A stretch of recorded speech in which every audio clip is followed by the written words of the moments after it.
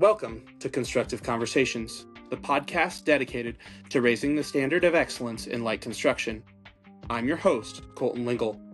Each episode will explore the people, products, and processes that are shaping the future of this industry. From practical insights to proven best practices, you'll discover how to build better businesses, relationships, and buildings. This is where excellence isn't just expected, it's the baseline. Get ready, because today's constructive conversation starts now. Hello, and welcome back to Constructive Conversations. On today's podcast, we're going to be talking about the hidden costs of poor craftsmanship. Specifically, we'll talk about a client that we recently interacted with, where they brought us out because their previous contractor had some poor craftsmanship, and now they're having to deal with the consequences of that. To set the stage, here at Mountain Decks and Exteriors, we're Trex pros. We have gone through the process to become pros with Trex. We're also similar idea with TimberTech, both of which we've got to show some proof of work and show that we know what we're doing, and have worked with the products before to be able to have that distinction. And that's important to us because it allows us to give our clients peace of mind that there's something backing up our work. Somebody else has gone out there and looked at it, specifically the TimberTech and the Trex Pro or reps for the area, to make sure that we're doing it right. So that's what kind of brought us to that. The client reached out through the Trex Pro connection and mentioned that they were having some struggles with some railing and some other things on their deck that they had done 3 years ago. And so Colin, who you've met on here before, he and I went out to take a look at this project.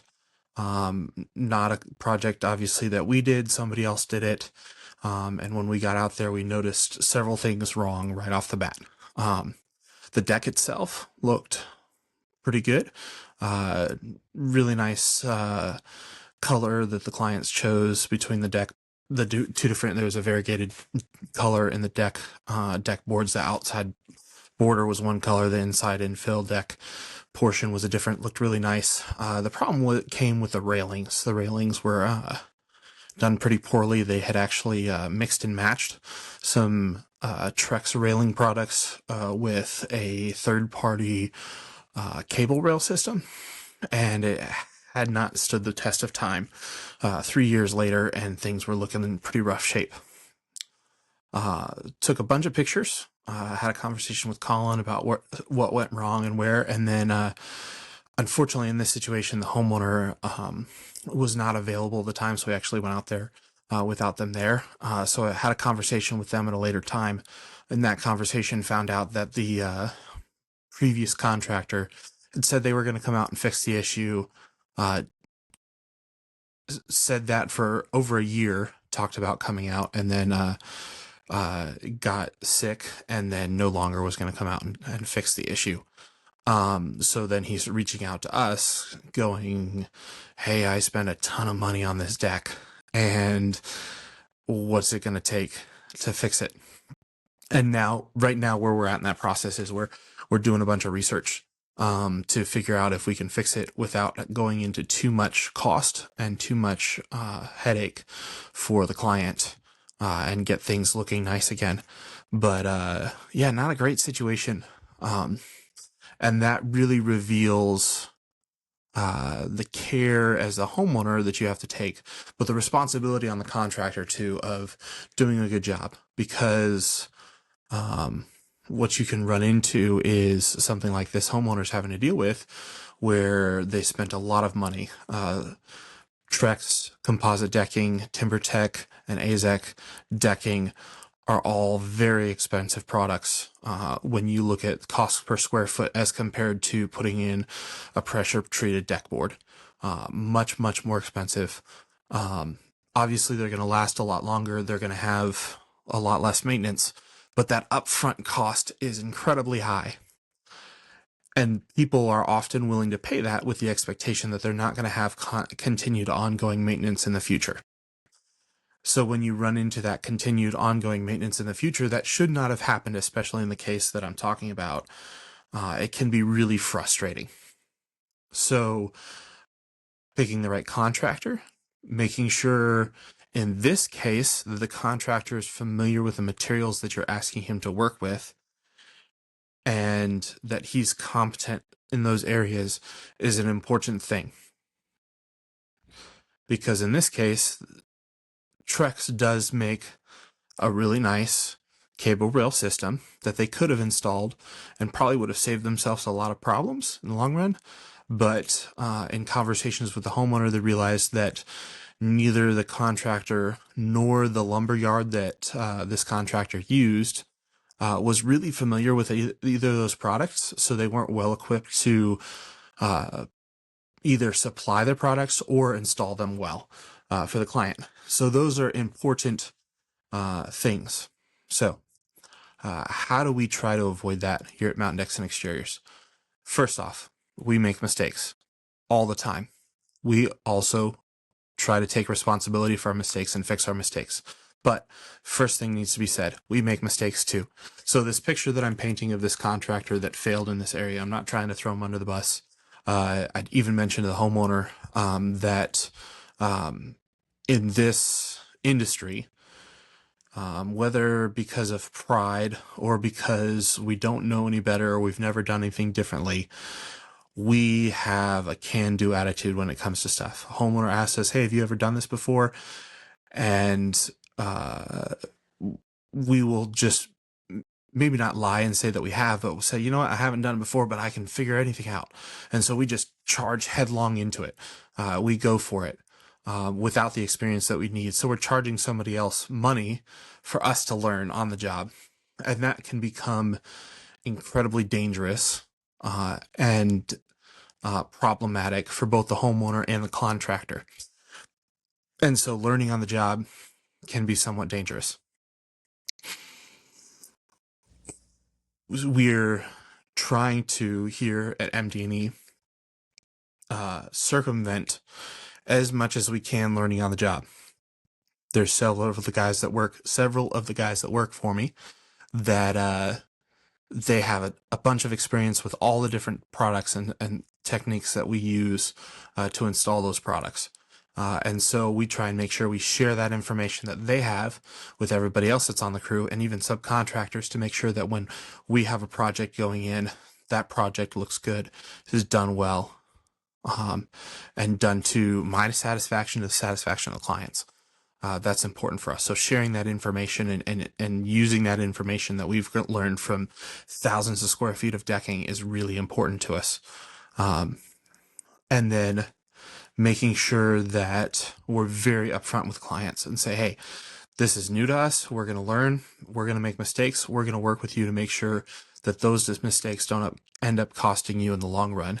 And we answer the phone when there's a problem after the fact.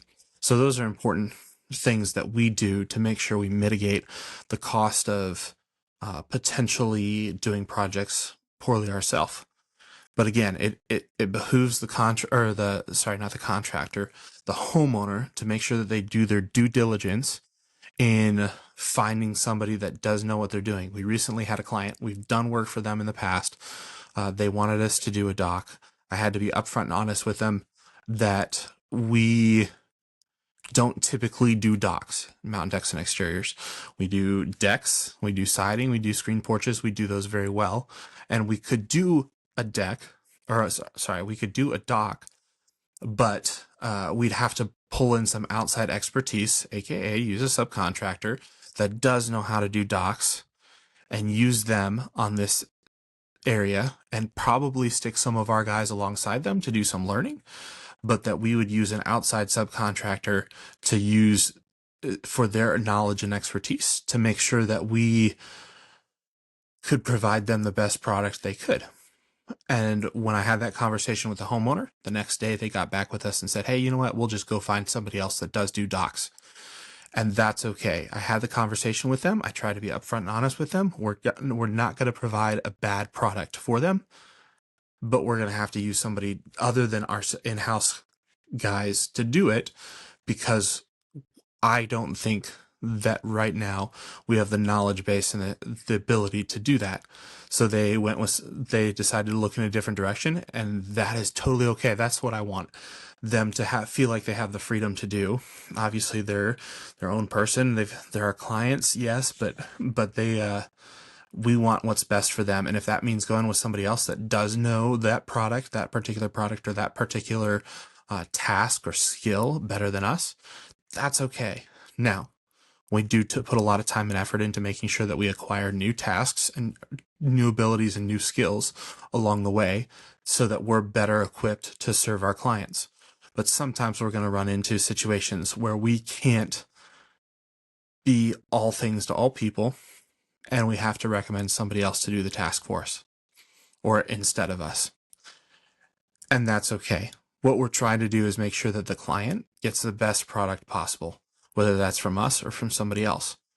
And so that's how we ensure that our clients are less likely to face the cost of poor craftsmanship by simply sometimes, quite frankly, avoiding the project to begin with just because we're not equipped to deal with it, or using outside resources, subcontractors that we don't typically work with, and working with them to make sure that we provide the best product for our clients. But again, there's an important aspect to this where we want our clients to do due diligence on us and on anybody else that they might work with to say, hey, do these people know what they're doing? Can they fulfill these tasks and do it well the first time, so that I'm not coming back in 6 months, a year, 2 years down the road, or even 3 years, as this original homeowner that we discussed had to deal with. And 3 years later, they're having to come back and try and get something fixed. And it's a whole nother round of headache. I would imagine that this deck took several weeks to do the first time around. And that's several weeks of inconvenience, because what we do, no matter how easy we try and make it for the client, it's inconvenient to have us there working on a project. Several weeks of inconvenience, thousands and thousands of dollars, to then 3 years later have pretty sad product on their hands that needs to get fixed. And so we're trying to avoid doing that for our clients, and we're trying to make sure we educate everybody to let them know that, hey, there is a difference. Not just with us, there's plenty of other good contractors out there that do a really, really good job, but we think we're up there with them. And do your research, know who you're getting, know who you're dealing with.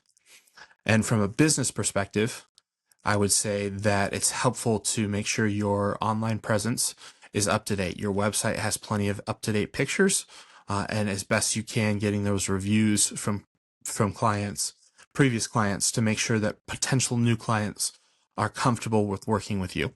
That takes time, that takes energy, yes, but that's what we encourage you to do. And as contractors, to make sure you're prepared in the environment that we live in today, of a lot of online presence is required. And so do that legwork in the background to make sure that when you present yourself to clients, one of the ways that you present yourself is online, and people take that very seriously. So many of their other interactions in their daily life take place online, and their introductions to people, places, things, companies, all those things take place online. So we want to make sure that when we introduce ourselves online, that's really good as well. So that's just a little side tip for you guys.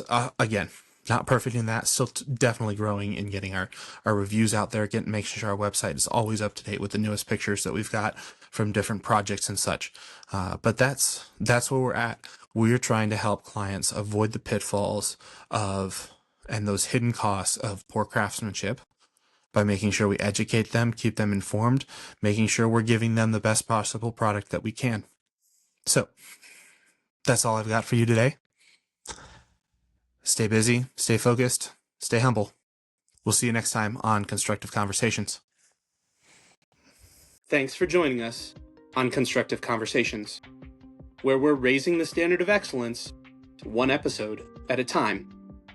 If you found today's discussion valuable, be sure to subscribe so you never miss an episode. And if you know a homeowner or contractor who could benefit from these insights, share this podcast with them. Until next time, keep building smarter, keep raising the bar, and keep the conversation constructive.